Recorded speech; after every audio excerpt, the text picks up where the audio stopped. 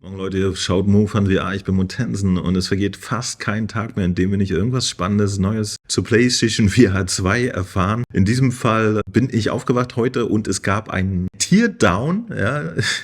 Die Ingenieure bei Sony haben nicht nur die PlayStation VR auseinandergenommen, sondern auch die Controller. Alles genau detailliert gezeigt.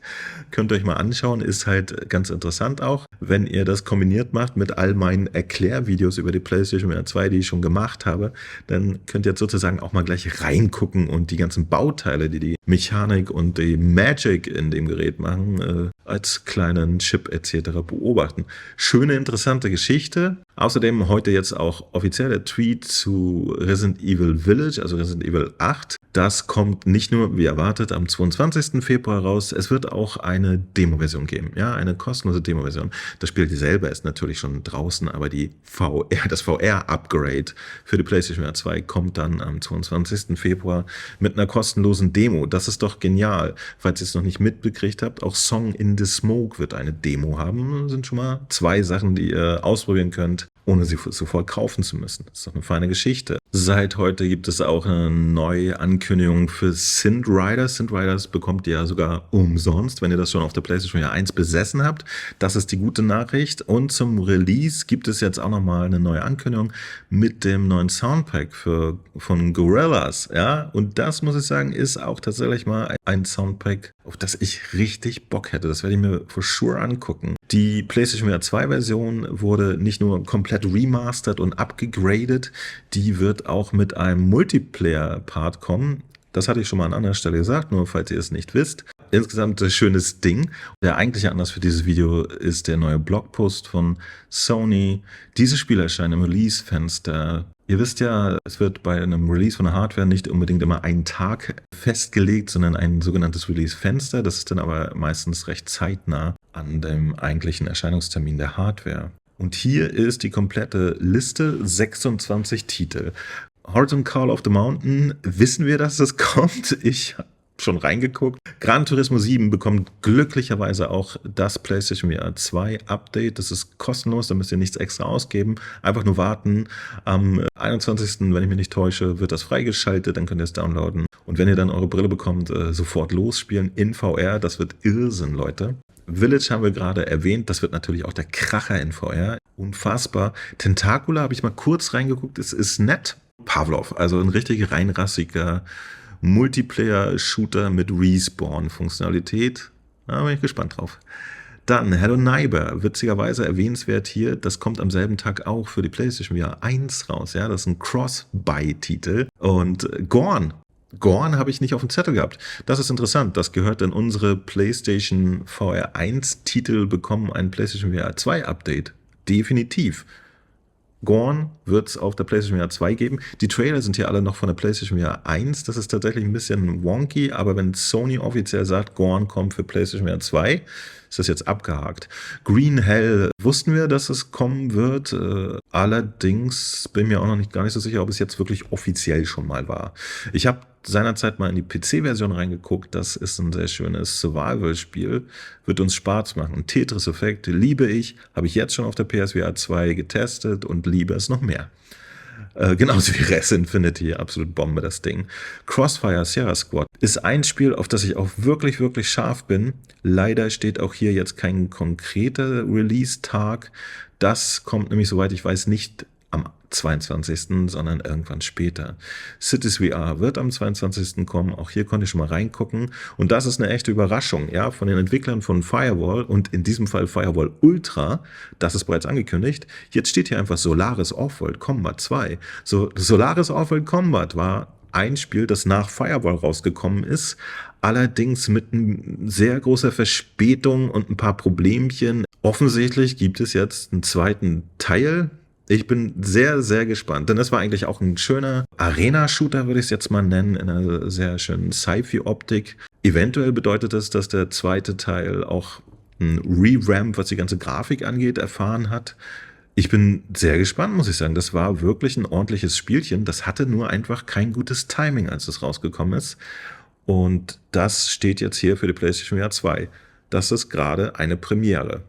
Ich bin sehr gespannt, sehr gespannt. Der Trailer ist allerdings vom alten Titel. Das haben sie hier wirklich eigentümlich geregelt. Also ich wäre jetzt davon ausgegangen, dass man bei solchen Ankündigungen dann auch den entsprechenden neuen Trailer am Start hat. Aber muss wohl nicht sein. Cosmonius High wussten wir schon, dass es von den Leuten, die Job und Vacation Simulator gemacht haben, die auch für die PlayStation VR 2 rauskommen werden. Moss und Moss Book 2 kommen auch Day One für die PlayStation VR 2. Hier müsst ihr allerdings nochmal den Vollpreis latzen, auch wenn ihr die PlayStation 1 Version schon habt. Das müsst ihr bei PistoWhip nicht. Da bekommt ihr, wenn ihr Besitzer der PSVR 1 Version seid, kostenlos das Update dazu. PistoWhip, absoluter Wahnsinn. Falls ihr es noch nicht kennt, mache ich euch nochmal ein extra Video drüber. Ich habe erst 3-4 Erklärvideos dazu gemacht. Eins meiner Lieblingsspiele. Wingman, das sagt mir gar nichts. Ähnlich wie Ace Combat, nur dass ihr hier mit der VR-Brille selbst im Cockpit steigt. Bei Ace Combat war man auch selbst im Cockpit. Also, irgendein Flugspiel Wingman wurde gerade angekündigt für die PlayStation VR 2.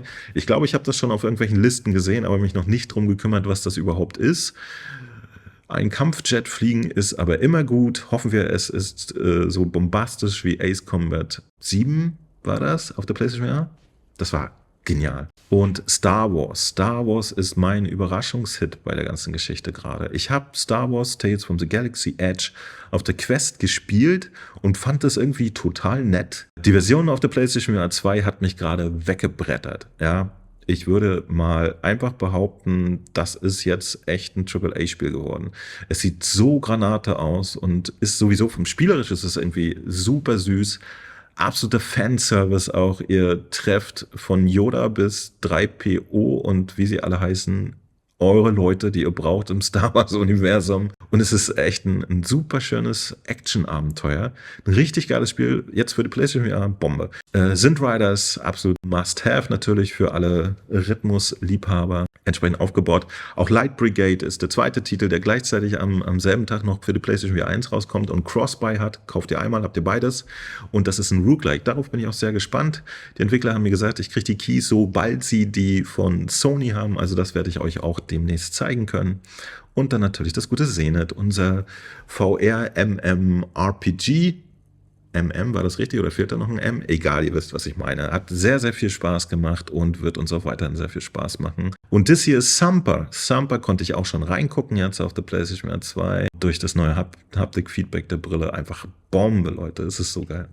Dann haben wir Wanderer. Und Wanderer ist ziemlich gemein. Den habe ich nämlich geschrieben, ob es eine PlayStation VR 2 Version gibt. Und die haben irgendwie geantwortet so, ja, wir melden uns. Es wird kommen, aber bei dem nehme ich an, eher ein bisschen später im Release-Windows. Es ist ein super schönes Puzzle-Abenteuerspiel. Macht es schon auf der PlayStation VR 1 eine super schöne Figur. Und hier wird auch die Frage sein, ist es für PlayStation VR 1 Besitzer ein Upgrade oder wird es was kosten? Werde ich für euch rauskriegen. Und das kommt dann in mein Video. Falls ihr euch erinnert, hier habe ich ja extra ein Video gemacht, dass ich tatsächlich immer wieder upgrade. Nicht das Video selber, sondern die Liste, die da drunter steht. Das letzte Upgrade, was es gab, war jetzt vom 13. Februar, da habe ich wohl irgendwas verwechselt. Vom 13. Februar, da hatte ich eingetragen, dass Thumper ein Upgrade bekommt, was 4,99 kostet und da werde ich auch die weiteren Titel eintragen. Also behaltet das auch immer im Hinterkopf. PlayStation VR, alle PSVR 1 zu PSVR 2 Upgrades. Diese Liste wird von mir ständig erneuert. Ja, da könnt ihr immer zurückkommen und gucken, wenn ihr euch unsicher seid, ob ein PlayStation VR 1 Titel auch auf der PlayStation VR 2 erscheinen wird. Sobald wir neue Informationen haben, wie in diesem Fall, kommt das da rein. Und dann, das ist einer der Titel, der wurde vom ursprünglich 22. bis nach hinten geschoben. Ich glaube, im März ist er jetzt datiert und ist der Nachfolger von diesem anderen gruseligen Spiel. Jurassic World Aftermath ist ein Titel, der zuerst auf der Quest released wurde. Ganz interessant, ich habe auf der PSVR schon mal reingucken können. Macht einen ganz witzigen Eindruck. Ghostbusters, Rise of the Ghost Lords, bin ich auch sehr gespannt. Das kommt von N-Dreams, die haben es ganz gut drauf gehabt in letzter Zeit mit Spielen. Und es wird ein 4er-Koop Ghostbuster-Shooter. Besser geht's nicht.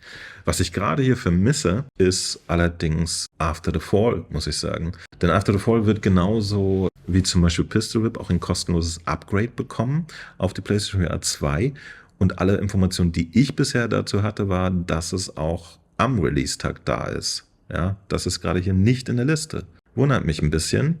Ich bin nämlich auch mit den Entwicklern in Verbindung und hoffe, dass ich noch diese Woche in die PlayStation VR 2 Version gucken kann.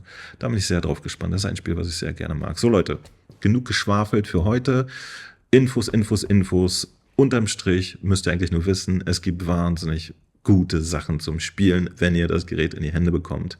Ich mache auf jeden Fall auch nochmal ein Video, welche Spiele ich für Anfänger wirklich geeignet finde und drumherum Empfehlungen. Und dann werde ich versuchen, sobald hier der Vorhang gefallen ist, euch dann auch zu jedem Spiel, das ich schon in die Hände Vorhang gefallen ist,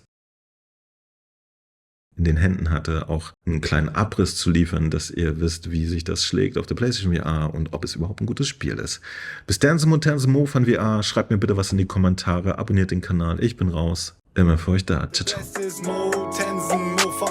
Gibt's was Neues im VR, sei sicher, Mo geht live und unterhält dich mit 2 Stunden No Man's Sky. Auf jedes First Impression kannst du dich verlassen, also lass ein Abo da, dann kannst du nichts verpassen. Ob auf Rügen in geschlossenen Buden mit gutem WLAN, hier gibt's heute kein Schnitzel, Alter, was geht man? Oder direkt von der Messe mit dem Phone. Voller Einsatz, der Beste ist Mo, ist Mo. Der Beste ist Mo. Der Beste ist Mo. Der Beste ist Mo. Mo von VR ist Mo. Der Beste ist Mo. Der Beste ist Mo. Der Beste ist Mo. Tensen, Mo von VR.